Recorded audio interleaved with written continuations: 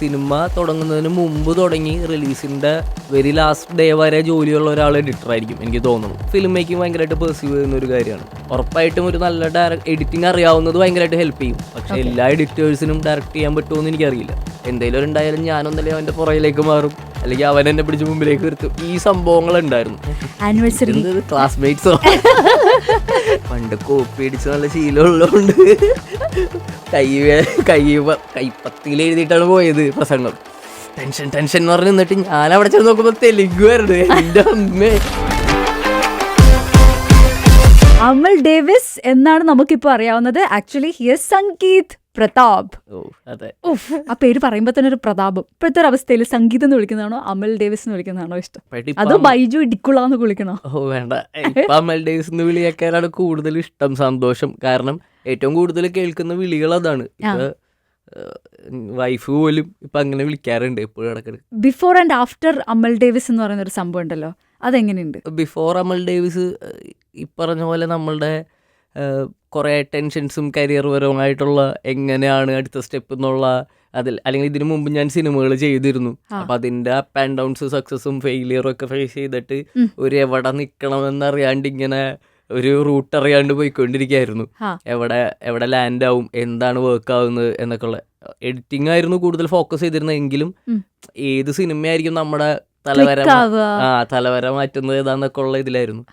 ഒട്ടും പ്രതീക്ഷിക്കാതെയാണ് പ്രേമലു വരുന്നതും അത് ഇങ്ങനൊരു ഈ ഒരു വലിയ ലൈഫിലെ തന്നെ ഒരു ബിഫോർ ആഫ്റ്റർ ഉണ്ടാക്കാനുള്ളൊരു അവസ്ഥയിലേക്കൊക്കെ എത്തിക്കുന്നത്. അതെ അതെ. പഠിച്ചത് BSc ആണ്. BSc ആനിമേഷൻ പഠിച്ച് എഡിറ്റിംഗിലേക്ക് കടന്നു. ഗ്രോയിങ് സ്റ്റേജസ് ആണ്. ഏറ്റവും ആദ്യം അസിസ്റ്റന്റ് ആയിട്ടോ അസോസിയേറ്റ് ആയിട്ടോ ഞാൻ ഫസ്റ്റ് പടം സ്വാതന്ത്ര്യം അർദ്ധരാത്രി എന്ന് പറഞ്ഞ മൂവി ആയിരുന്നു, അതിൽ അസോസിയേറ്റ് ആയിരുന്നു.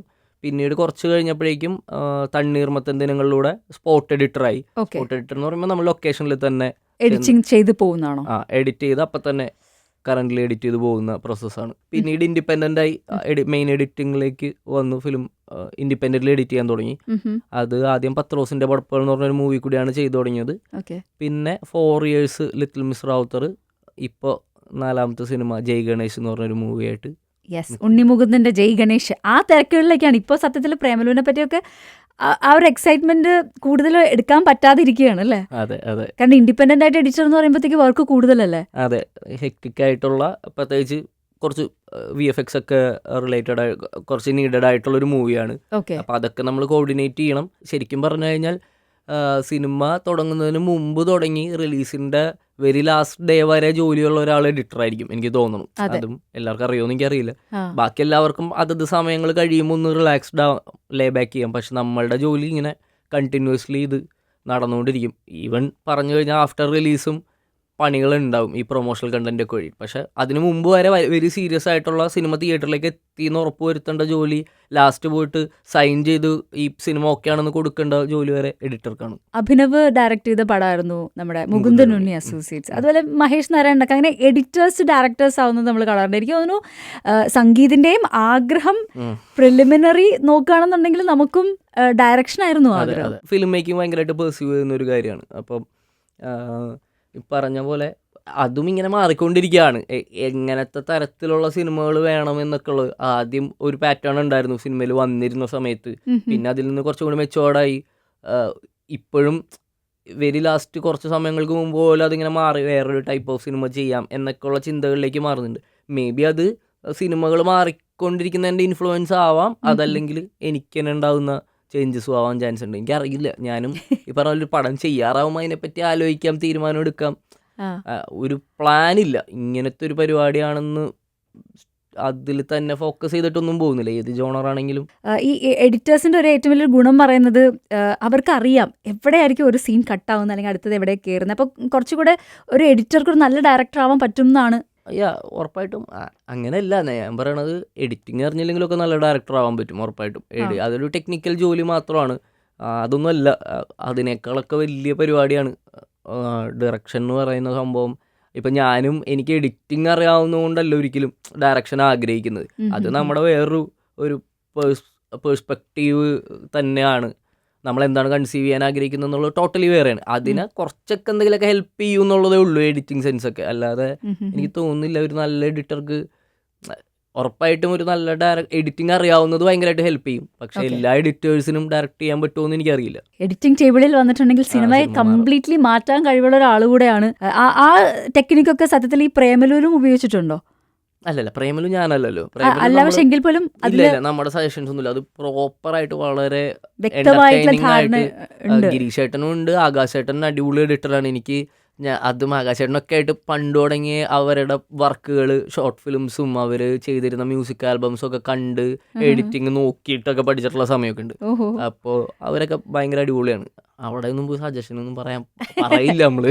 സാധാരണ ഒരു സിനിമയിൽ നായകൻ നായിക ഇവരെ പറ്റി ആയിരിക്കും കൂടുതൽ സംസാരിക്കുക, കൂടിപ്പോയ വില്ലനെ പറ്റി സംസാരിക്കുമായിരിക്കും. ബാക്കിയുള്ളവരൊക്കെ അത്രയും ചർച്ചാ വിഷയമാവില്ല. പക്ഷെ പ്രേമലു സംസാരിക്കുമ്പോൾ അതിനകത്തുള്ള ഓരോ ക്യാരക്ടേഴ്സും സംസാരിക്കുന്നുണ്ട് അതിനെപ്പറ്റി. എത്രത്തോളം അമൽ ഡേവിസ് ഉണ്ട് സംഗീതിൽ? 100% തന്നെ പറയാം. ആ ഷെയ്ഡ്സ് ഉണ്ട് ഭയങ്കരമായിട്ട്.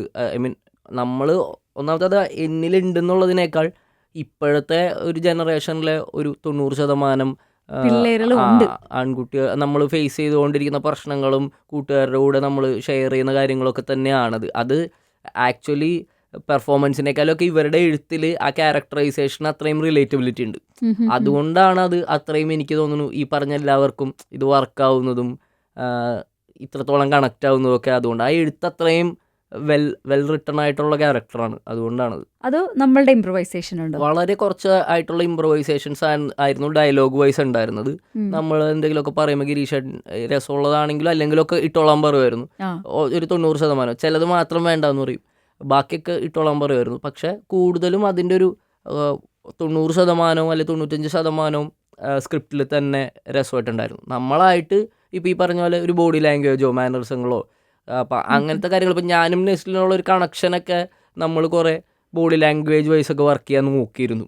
നമ്മൾ ആദ്യം മുതൽ അത് തന്നെ വന്നു തുടങ്ങിയതാണ്. നമ്മളെപ്പോഴും ഒരാളുടെ തോളത്തായിരിക്കും. ആരെങ്കിലും അങ്ങനെ അല്ലെങ്കിൽ വെറുതെ വിളിക്കില്ല, ഒന്ന് തല്ലിയിട്ടോ ഒന്ന് ഇടിച്ചിട്ടോ ഒക്കെ അപ്പം അത് ഭയങ്കര, ഇപ്പോൾ സാധാരണ സിനിമകളിൽ വരുമ്പോൾ ഒരു ഡിസ്റ്റൻസ് ഓട്ടോമാറ്റിക്കലി ആർട്ടിസ്റ്റുകൾ തമ്മിലോ അല്ലെങ്കിൽ ക്യാരക്ടേഴ്സ് തമ്മിലോ കോൺവെർസേഷൻ്റെ ഇടയിൽ വരും. സംസാരിക്കുമ്പോൾ അത് ആ ഡിസ്റ്റൻസ് ഉണ്ടാവും. ഞങ്ങളങ്ങനെയല്ല. ഇപ്പോൾ എന്തെങ്കിലും ഉണ്ടായാലും ഞാനൊന്നല്ലെങ്കിൽ അവൻ്റെ പുറകിലേക്ക് മാറും, അല്ലെങ്കിൽ അവൻ എന്നെ പിടിച്ച് മുമ്പിലേക്ക് നിർത്തും. ഈ സംഭവങ്ങളുണ്ടായിരുന്നു. അപ്പോൾ അത് നമ്മൾ കോൺഷ്യസ്ലി ഒക്കെ തന്നെ കുറേ വർക്ക് ചെയ്തിരുന്നു. അല്ലെങ്കിൽ നിങ്ങൾ ഭയങ്കര ബഡീസ് ആണ്. അതായത് ആക്ച്വലി അതിന് മുമ്പേ നല്ല പരിചയം ഉണ്ടായി. വളരെ ലോങ് ആയിട്ടുള്ള തണ്ണീർമത്തം തുടങ്ങിയുള്ള പരിചയം ഉണ്ടായിരുന്നു. പക്ഷേ ഇപ്പോഴാണ് ഇത്രയും ക്ലോസ് ആയത്. ഇപ്പം നമ്മൾ ശരിക്കും പറഞ്ഞു കഴിഞ്ഞാൽ അമൽ ഡേവിസും സച്ചിനും പോലെയൊക്കെ തന്നെ ആയി. അതുപോലെ തന്നെ ആയി ഇപ്പം എപ്പോഴും കോണ്ടാക്റ്റിലുള്ള. അപ്പം അതിനു മുമ്പ് വരെ ഞങ്ങൾ അങ്ങനെ ആയിരുന്നില്ല. വേറെ അവനും ഈ പറഞ്ഞ പോലെ അവൻ ആദ്യമായിട്ട് അഭിനയിച്ച് വരുന്ന സമയത്ത് ഞാൻ അവിടെ സ്പോട്ട് എഡിറ്ററാണ്. അപ്പം ഇവരൊക്കെ രാത്രിയൊക്കെ വരും, ചേട്ടാ സീനൊന്ന് കാണിച്ചു തരൂ എന്നൊക്കെ ചോദിച്ചിട്ട് ഇവർ രാത്രി വരും. നെസ്ലിനൊക്കെ വരും, മാത്യു ഒക്കെ വരും. അപ്പോൾ നമ്മൾ കാണിച്ചു തരാം പറഞ്ഞിട്ട് സീനൊക്കെ ഇടും. ആ പരിപാടിയായിരുന്നു. പക്ഷെ ഇവിടെ നിന്ന് മാറി ഇപ്പോൾ നമ്മളുടെ ഫ്രണ്ട്ഷിപ്പിൻ്റെ ഇത് ഇവിടെ പുറത്ത് പറയാൻ പറ്റില്ല. അങ്ങനെ ഭയങ്കര അത്രയും ക്ലോസ് ആയി. ചേട്ടാന്ന് വിളിച്ചിരുന്നത് മാറി ഇപ്പോൾ എല്ലാ വിളികളും ഞാൻ വളരെ മിനിമമാണ്. അപ്പൊ അങ്ങോട്ടും ഇങ്ങോട്ടും അങ്ങനെയാണല്ലോ നമ്മളെല്ലാവരും ഫ്രണ്ട്സിൻ്റെ അവിടെ എത്തുമ്പോഴേക്കാണല്ലോ ഏറ്റവും ക്ലോസ് സർക്കിളിലോ ഏറ്റവും ക്ലോസ് ആയിട്ടുള്ള സ്പേസിലോ എത്തുമ്പോഴാണ് ഏറ്റവും ഇതാവുന്നു, ഓപ്പൺ ആവുന്നത്. അപ്പോൾ അതേപോലെ ആയി ഞങ്ങൾ എല്ലാവരും പറയുന്നുണ്ട് ഇപ്പോൾ. ഓക്കെ, അപ്പോൾ എല്ലാ വർഷവും നിങ്ങൾ ഈ പ്രേമലു ഇറങ്ങിയ ദിവസം നമുക്ക് ഒരുമിച്ച് ആഘോഷിക്കണോട് അങ്ങനെയൊക്കെ തീരുമാനം എടുത്തിട്ടുണ്ടോ? ആനിവേഴ്സറി ക്ലാസ്മേറ്റ്സോ തെലുങ്കിലും പോയി അവിടെയും ഒരു ശബ്ദവും കോലാഹലങ്ങളും ഉണ്ടാക്കി. അപ്പം ഡെഫിനറ്റ്ലി അതൊരു ഒരു ബെഞ്ച് മാർക്ക് ആണല്ലോ. അതെ അതെ അതെ. എല്ലാവരും കൂടി ഹൈദരാബാദ് പോകണമെന്ന് എപ്പോഴും പറയാറുണ്ട്. ഇടയ്ക്ക് പോകണം, ചുമ്മാ പോകണം അതൊക്കെ. പക്ഷെ എല്ലാവരും മറ്റേ കോളേജ് കഴിഞ്ഞിട്ട് പറയണ ഇടയ്ക്ക് സ്കൂളിലേക്ക് വരണോട്ടറ എന്ന് പറയണ പോലത്തെ പരിപാടിയാണ്. ഹൈദരാബാദൊന്നും പോയില്ല, അല്ലാണ്ട് നമ്മളെപ്പോഴും കാണുന്നുണ്ട്. പിന്നെ അല്ലാണ്ട് വളരെ ഇപ്പോൾ കുറേ നാളിട്ട് ഹൈദരാബാദ് ട്രിപ്പ് പ്ലാൻ ചെയ്യാം എന്ന് പറഞ്ഞിട്ട് ഞങ്ങൾ പോയത് മറ്റേ അന്നത്തെ സെലിബ്രേഷനാണ് പോയത്. ആ സമയത്ത് രാജമൗലി അടക്കം, കാരണം നമുക്ക് തെലുങ്ക് എന്നൊക്കെ പറഞ്ഞിട്ടുണ്ടെങ്കിൽ രാജമൗലിയൊക്കെ കഴിഞ്ഞിട്ടേ ഉള്ളൂ. അപ്പം അവരുടെ മുമ്പിൽ നിങ്ങൾ വരികയാണ്. അവിടെ നിന്ന് 2-3 പ്രസംഗങ്ങളൊക്കെ കീച്ചുന്നു. പണ്ട് കോപ്പി അടിച്ച് നല്ല ശീലമുള്ളതുകൊണ്ട് കൈപ്പത്തിയിൽ എഴുതിയിട്ടാണ് പോയത് പ്രസംഗം. പ്രാക്ടീസ് ചെയ്തിട്ടൊക്കെയാണ് പോയത്. കാരണം ഇംഗ്ലീഷ് നമുക്ക് കേട്ടാൽ മനസ്സിലാവും, അല്ലെങ്കിൽ എഴുതാനറിയാം. കുറച്ചൊക്കെ പറയാൻ ആരും ഇല്ലെങ്കിലൊക്കെ കോൺഫിഡൻ്റ് ആയിട്ട് പറയാമെന്നല്ലാണ്ട് ഇത്രയും വലിയ ആൾക്കാരുടെ മുമ്പിൽ ഒരു തോട്ടൊക്കെ പോയി എന്താണ് അവിടെ പറയേണ്ടതെന്നുള്ളതിൻ്റെ ഭയങ്കര പാടായിരുന്നു. അതുകൊണ്ട് ഞാനായിരുന്നു അവിടെ ഏറ്റവും കുറവ് പ്രാക്ടീസ് ചെയ്തിട്ട്. ബാക്കി എല്ലാവരും വൻ പ്രാക്ടീസ് ചെയ്തിട്ടൊക്കെ പോയി. തെലുങ്കടക്കം പ്രാക്ടീസ് ചെയ്തിട്ടൊക്കെ ചിലർ പോയത്. പറ്റിച്ചു. അതിനു മുമ്പ് വരെ ടെൻഷൻ ടെൻഷൻ എന്ന് പറഞ്ഞ് നിന്നിട്ട് ഞാൻ അവിടെ ചെന്ന് നോക്കുമ്പോൾ തെലുങ്ക് വരുന്നത് എൻ്റെ അമ്മേ. അപ്പം എനിക്ക് നിവർത്തിയില്ലാതെ എന്തെങ്കിലും പറയണം. അപ്പം കറക്റ്റ് ആ സീറ്റിലിരിക്കുന്ന സമയത്ത് ഞാനിങ്ങനെ തിരിഞ്ഞു നോക്കുമ്പോൾ എല്ലാവരും ഇങ്ങനെ പറഞ്ഞൊക്കെ നോക്കണം. അപ്പം എനിക്ക് മനസ്സിലായി, ഓ ഇത് പണിയാവും. അവിടെ ചെന്നിട്ട് ഞാൻ മാത്രം ഒന്നല്ലെങ്കിൽ മലയാളത്തിൽ പറയണം. അവിടെ അവർ പറഞ്ഞു ട്രാൻസ്ലേറ്റർ ഉണ്ട്, വേണേ മലയാളത്തിൽ പറഞ്ഞാൽ മതി. ആങ്കർ ചെയ്ത കുട്ടിക്ക് മലയാളം അറിയായിരുന്നു തോന്നുന്നല്ലേ? അതെ, സുമ എന്നാണ് മാഡത്തിന്റെ പേര്. പുള്ളിക്കാരി അവിടുത്തെ ഫേമസ് ആയിട്ടുള്ള ഒരു ഇൻഫ്ലുവൻസറാണ്. അപ്പോൾ ആങ്കറൊക്കെയാണ്. അപ്പം പറഞ്ഞു വേണമെങ്കിൽ മലയാളത്തിൽ പറഞ്ഞാൽ മതി എന്നൊക്കെ പറഞ്ഞു. പക്ഷേ ഇത് പണിയോ, ഇത് തെളിയിച്ചേ പറ്റുള്ളൂ, എന്തെങ്കിലും പറയണമെന്ന് ആലോചിച്ചിട്ട്. അപ്പം എനിക്ക് എന്താണ് പറയേണ്ടതെന്നുള്ള ജസ്റ്റ് ഐഡിയാസ് ഒക്കെ ഉണ്ടായിരുന്നു. ബാഹുബലിയും ഇതൊക്കെ തന്നെയാണല്ലോ അവിടെ ചെന്നിട്ട് പറയാൻ പറ്റുക. അപ്പോൾ അതൊക്കെ പ്ലാൻ ചെയ്ത് വെച്ചിരുന്നതൊക്കെ നേരെ പെട്ടെന്ന് അറിയാവുന്ന ഇംഗ്ലീഷിൽ ട്രാൻസ്ലേറ്റ് ചെയ്ത് നേരെ പോയി അവിടെ നിന്ന് കഴിഞ്ഞപ്പോഴാണ് തൊട്ട് മുമ്പിൽ രാജമൗലി സാറ്, കീരവാണി സാറ്, പിന്നെ ജാതിരത്നലു എന്ന് പറഞ്ഞൊരു പടത്തിന്റെ ഒക്കെ ഡയറക്ടർ, അങ്ങനെ പിന്നെ ബിഗ് ഫാൻ ആണെന്നൊക്കെ താങ്കൾ അല്ല, ലിറ്ററലി ഞാൻ ആ പടം കണ്ടിട്ടുണ്ട്, എനിക്ക് ഭയങ്കര ഇഷ്ടം. അതുകൊണ്ടൊക്കെ തന്നെ ഇതൊക്കെ പ്രശ്നം. അറിയാത്തവരാണെങ്കിൽ നമുക്ക് എന്ത് പ്രശ്നം. നേരെ മുമ്പില് കുറെ ആൾക്കാർ, അതായത് നമ്മൾ ചെല്ലുമ്പോഴേക്കും ഇവരൊരു പ്രത്യേകതരം ശബ്ദം, അവരുടെ ഒരു ഹലോ, അവരുടെ ഒരു ഓരയിടൽ, അങ്ങനെ എന്തോ ഒരു സംഭവം, ഇവരതൊക്കെ ഇട്ട് നമ്മളെ ആക്സെപ്റ്റ് ചെയ്യണം. അപ്പം ഇത്രയൊന്നും പ്രതീക്ഷിച്ചില്ല ഞാൻ. ഓഫ് കോഴ്സ് കിടുകിടാ വരച്ചു. പിന്നെ കയ്യിലേക്ക് നോക്കാൻ പറ്റില്ലല്ലോ, വേർത്തിട്ട് അതൊക്കെ മാഞ്ഞു പോയെന്ന് തോന്നുന്നു. കയ്യിലുണ്ടായില്ല. എന്നാലും ഈ പറഞ്ഞ പോലെ പഠിച്ചത് മറന്നു എന്നുള്ള ഉറപ്പായിരുന്നു. അപ്പൊ അതിന്റെ അതിനിടയ്ക്ക് നമ്മുടെ വക ചില ഇടപെടലുകളും സോങ് എന്നൊക്കെ പറഞ്ഞു. അവരാണെങ്കിൽ നമ്മളെ കംഫർട്ടബിൾ ആക്കാനാണ് ശ്രമിക്കുന്നത്. നമ്മളാണെങ്കിൽ എന്ന് തുടങ്ങിയ ഈ സെറ്റിൽ നിർത്തണമെന്നുള്ള ഒറ്റ വരിയില പോയിക്കൊണ്ടിരിക്കണ. ഇടയ്ക്ക് എന്തെങ്കിലും അവിടെ മൈക്കൊന്ന് പതറുകയോ അവിടെ നിന്ന് ആരെങ്കിലും ശബ്ദം വന്നു കഴിഞ്ഞാൽ അവിടെ തീരുകയാണ് നമ്മള്. പക്ഷെ ഞാനിങ്ങനെ കഷ്ടപ്പെട്ട് നിന്നു. അപ്പൊ ഇവരെന്തെങ്കിലും പറയണ സമയത്ത് ഞാൻ അതൊന്നും കേൾക്കില്ല. അപ്പൊ ഞാൻ മറ്റേ അടുത്ത ലൈൻ പ്ലീസ് അങ്ങനെ ഞാൻ പാട്ട് പാടാൻ പറയും. അതും പറയുന്നത് എന്തെങ്കിലും ഓക്കെ എന്തൊക്കെയുണ്ട് സുഖമാണോ എന്നല്ല ചോദിക്കണത്. അടുത്ത ടാസ്ക് തന്നെ ഇംഗ്ലീഷ് പറയാൻ പറ്റാതെ നമ്മൾക്ക് പാട്ടും കൂടി പാടാനാണ് പറയണേ. അപ്പോൾ ആ ഗ്യാപ്പിൽ ഞാൻ അതൊന്നും കേൾക്കാനേ പോയില്ല. ഞാനിങ്ങനെ നോ എന്ന് പറഞ്ഞിട്ട് അടുത്തത് പ്രാക്ടീസ് ചെയ്യുന്നു, പറയുന്നു. പ്ലേറ്റ് മാറ്റി ജേക്കൊന്നും ഞാൻ കേട്ടൊന്നുമില്ല. പിന്നെ ഇപ്പൊ പറഞ്ഞപ്പോഴാണ് അറിഞ്ഞത്, അന്ന് കേട്ടൊന്നുമില്ല. ഇത് രാജമൗലിയൊക്കെ എന്തായാലും പുകഴ്ത്തി പറഞ്ഞല്ലോ കുറെ കാര്യം. അത് കഴിഞ്ഞിട്ടാണ് ഏറ്റവും വലിയ മൊമെന്റ് സംഭവിക്കുന്നത്. നമ്മളിങ്ങനെ പ്രസംഗം പറഞ്ഞു കഴിഞ്ഞോടുകൂടി നമ്മുടെ പരിപാടി തീർന്നുവല്ലോ, സമാധാനം. ഇനിയിപ്പോൾ ബാക്കിൽ പോയി നിന്നാൽ മതി എന്ന് പറഞ്ഞാൽ ഞാൻ ബാക്കിലൊക്കെ നിൽക്കുകയാണ്. അപ്പോൾ രാജമൗലി സാറ് വരുന്നു. രാജമൗലി സാറ് വന്നിട്ട് ഇങ്ങനെ എല്ലാവരും നിൽക്കുന്നുണ്ട്. അപ്പം ഞാനും ഇങ്ങനെ നിൽക്കുന്നുണ്ട്. അങ്ങോട്ട് ഒന്നും നോക്കണമെന്നില്ല, ഇങ്ങനെ ഒരു പ്രത്യേക അവസ്ഥയിലിരിക്കുകയാണ്. പെട്ടെന്ന് ഇങ്ങനെ അമുൽ ഡേവിസ് എന്ന് പറഞ്ഞു. അപ്പോഴാണ് എനിക്ക് മനസ്സിലായി, അതായത് പ്രസംഗം തുടങ്ങി ആദ്യം പറയുന്നതാണ്. അപ്പം എന്നെ ഓക്കെ എന്ന് പറഞ്ഞ് തിരിയുന്നു. പിന്നെ ഒരു 2-3 മിനിറ്റ് ആള് നമ്മളെ പറ്റി പറയാണ്.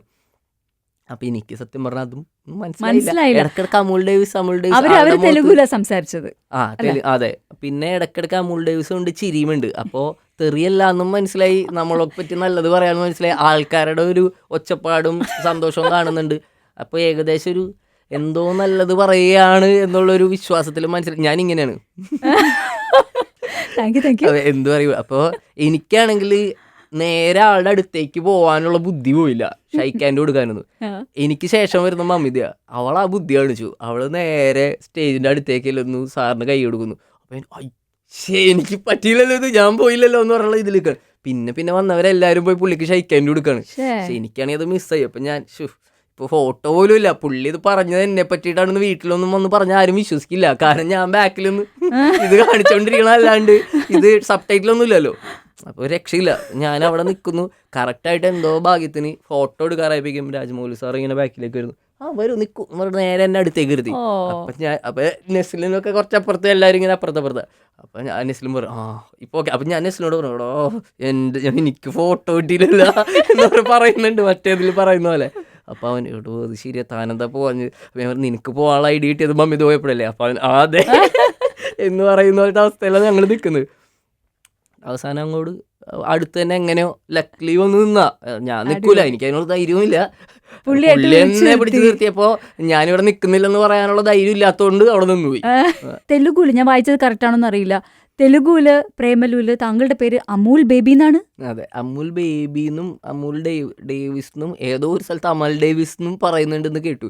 ശരിക്കും എനിക്ക് തോന്നുന്നു അവിടെ അമൂൽ ഡേവിസ് എന്നാണ് പേര്, പക്ഷെ കൂടുതലും ഇവരെല്ലാവരും വിളിച്ചുകൊണ്ടിരിക്കുന്ന അമൂൽ ബേബി എന്നാണെന്ന് തോന്നുന്നു. അപ്പോഴാണ് രാജമൗലി പറയുന്നത് എന്റെ അങ്കിൾ എന്നെ വിളിച്ചിരുന്നതും അമൂൽ എന്നാണ്. അതെ അതെ അല്ലേ? അതെ. അതൊന്നും പക്ഷെ അവിടെ വെച്ച് മനസ്സിലായില്ല അവിടെ എന്നാണല്ലോ. മനസ്സിലല്ലേ, പക്ഷെ എനിക്ക് ഇറങ്ങിക്കഴിഞ്ഞപ്പോൾ തന്നെ 1-2 ആൾക്കാർ ഈ തെലുങ്കിൽ നിന്നൊക്കെ അതിന് മുമ്പൊക്കെ മെസ്സേജ് ചെയ്തിരുന്നു, കണ്ടിട്ട് അവർ മലയാളം കണ്ടിട്ടും ഒക്കെ അയച്ചിരുന്നു. ഓ അപ്പോൾ അവരിങ്ങനെ മെസ്സേജ് അയക്കാൻ തുടങ്ങി, ഇതാണ് പറഞ്ഞതെന്ന് പറഞ്ഞു. അപ്പോൾ അവർക്കും മനസ്സിലായി തോന്നി ഇവന് വലിയ പിടിയില്ല പരിപാടി എന്നുള്ളത് മനസ്സിലായിട്ട് അവർ അയച്ചതെന്ന്.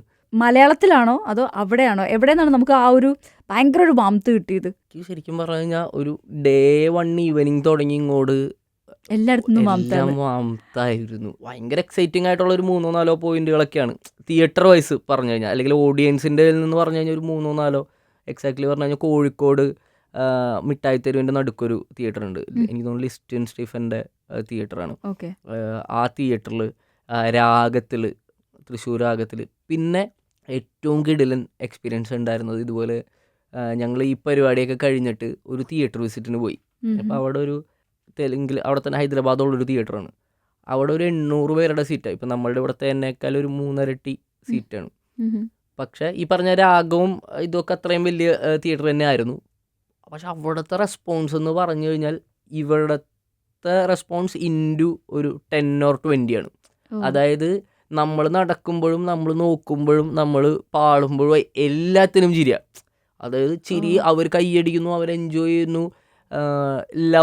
ലവ് സീൻസിനൊക്കെ ചിരി, ചുമ്മാ ഇവൻ അവളെ നോക്കിയാൽ അവൾ ഇവനെ നോക്കിയാൽ ഞാൻ അതിൻ്റെ ഇടയിൽ ഒരു റിയാക്ഷൻ വന്നു കഴിഞ്ഞാൽ അവർ ചിരിക്കുകയാണ്, ലൗഡ്ലി ചിരിക്കുകയാണ്. അപ്പം നമ്മളിവിടെ മലയാളത്തിൽ അത്രയും ഷോസ് പല സ്ഥലങ്ങളിലും കണ്ടു. അപ്പോൾ അവർ കുറച്ചും കൂടി അവർ ചിരിക്കാൻ റെഡി ആയിട്ട് തന്നെയാണ് വരുന്നതും. എനിക്ക് തോന്നുന്നത് അത് തന്നെയാണ്. ഇവിടെയും ചിലപ്പോൾ അങ്ങനത്തെ ഷോസ് ഉണ്ടായിട്ടുണ്ടാവാം, പക്ഷെ ഞങ്ങൾ കണ്ടതിൽ കൂടുതലും ഉണ്ടായതിൻ്റെ ഒരു 10 ഇരട്ടി റെസ്പോൺസ് ഭീകരമായിരുന്നു. ഭീകര പരിപാടിയായിരുന്നു. ഞങ്ങൾ തറയിലൊക്കെ ഇരുന്ന് രാജമൗലി സാറിൻ്റെ മകനൊക്കെ ഉണ്ട്, അപ്പോൾ പുള്ളിയൊക്കെ വന്ന എൻജോയ്മെൻറ്റ്. ഓരോ സാധനം കാണുമ്പോൾ പുള്ളി കൈയടിക്കും, നമ്മളൊക്കെ വിളിച്ചിട്ട് ഇപ്പോൾ ഒരു സാധനം. അപ്പോൾ ശരിയാണ്, കാരണം ആൾക്കാർ അങ്ങനത്തെ റെസ്പോൺസാണ്. പക്ഷെ ആദ്യമായിട്ട് നമ്മൾ അഭിനയിക്കുന്നത് ഹൃദയത്തിലാണ്, ആദ്യമായിട്ട് മുഖം കാണിക്കുന്നത്. അതെ അല്ലേ? അപ്പോൾ വിനീത് ശ്രീനിവാസനാണ് താങ്കളുടെ അഭിനേതാവിനെ കണ്ടുപിടിച്ചത്. അതെ അതെ ഉറപ്പായിട്ടും. കാരണം അതിന് മുമ്പ് ഒരു ചെറിയൊരു സീനിൽ അഭിനയിച്ചിട്ടുണ്ട്, ഭയങ്കര ചെറിയ സീൻ. അത് ഞാൻ പറഞ്ഞാൽ ശരിയാവില്ല, അതുകൊണ്ട് കുറേ പേരൊക്കെ അറിയാം. അപ്പോൾ അത് കഴിഞ്ഞിട്ട് അതിലൊക്കെ വിനീതേട്ടനൊക്കെ ഉള്ള ഒരു പടം തന്നെയായിരുന്നു. അപ്പോൾ അതിന് ശേഷമൊക്കെ അതുകൊണ്ടല്ല കേട്ടോ, അത് കണ്ടെങ്കിൽ വിളിക്കില്ലായിരുന്നു. അല്ലാതെ വിനീതേട്ടനൊക്കെ നമ്മൾ സ്പോട്ടിലിരിക്കുമ്പോൾ ചുമ്മാ ഒരു ദിവസം വീഡിയോ ഒക്കെ എടുത്ത് ചുമ്മാ വീഡിയോ എടുക്കുന്നുണ്ട്. അപ്പം ഞാൻ എന്തൊക്കെയോ പറഞ്ഞു കൂട്ടുന്നുണ്ട് അവിടെ. അത് കഴിഞ്ഞ് പോയിട്ടാണ് ഒരു ദിവസം വിളി വരുന്നത്. ഇങ്ങനെ 2 കാര്യം പറഞ്ഞത്. ഒന്ന് ക്യാരക്ടറുടെ പേര് ബൈജു ഇടിക്കുള. അപ്പം തന്നെ എനിക്കൊട്ടും കോൺട്രാസ്റ്റിംഗ് ആണ് എന്ന് മനസ്സിലായി. ഓക്കെ. രണ്ടാമത്തത് വില്ലൻ. അപ്പം ഇത് രണ്ടും എനിക്ക് ഭയങ്കര കോൺട്രാസ്റ്റിംഗ് ആയിട്ടുള്ള ഒരു പരിപാടിയായിരുന്നു. അപ്പം ഞാൻ നേരെ വിനീതേട്ടാ ഓക്കെ എന്ന്, അതായത് ഒരു കോൺഫിഡൻസും ഇല്ല, ഒരു പറഞ്ഞാരും വിശ്വസിക്കില്ല. എനിക്ക് ഒരു രീതിയിലും അഭിനയം കംഫർട്ടബിളും ആയിരുന്നില്ല, ഞാൻ ആഗ്രഹിച്ചിരുന്നില്ല. എല്ലാവരും പറയും പിന്നെ അങ്ങനെയൊന്നുമില്ല, നീ വലിയ നമ്പർ ഇറക്കല്ലേ എന്ന് പറയും. പക്ഷെ ലിറ്ററലി ഞാൻ ആഗ്രഹിച്ചിരുന്നില്ല. അപ്പോൾ അന്ന് ഇത് പറഞ്ഞപ്പോഴേക്കും പക്ഷെ ചാടിക്കേറി പിടിക്കാം എന്നുള്ളൊരു പോയിന്റിലേക്ക് എത്തി. പക്ഷേ ഗിരീഷേട്ടൻ ഹൃദയം കണ്ടിട്ടല്ല എന്നെ ശരണ്യയിലേക്ക് വിളിച്ചതും. പിന്നെ ഞങ്ങൾ ഒരുമിച്ച് വശീകരണം എന്ന് പറഞ്ഞ ഷോർട്ട് ഫിലിം ചെയ്തിരുന്നു. ഗിരീഷേട്ടൻ എഴുതി, ഗിരീഷേട്ടൻ അഭിനയിച്ചിരിക്കുന്നത് ഞാനാണ് ലീഡ് ചെയ്തത്. അപ്പൊ ഗിരീഷേട്ടനായിരുന്നു എന്റെ കൂടെ. ഇപ്പൊ അതിനകത്ത് അമൽ ഡേവിസ് ഗിരീഷേട്ടനാണ്. അതെ, ഗിരീഷേട്ടൻ തന്നെ എഴുതിയതും. അപ്പൊ അതിനകത്ത് ഈ പറഞ്ഞ പോലെ അഭിനയിക്കുമ്പോഴൊന്നും ഹൃദയം ഇറങ്ങിയിട്ടില്ല.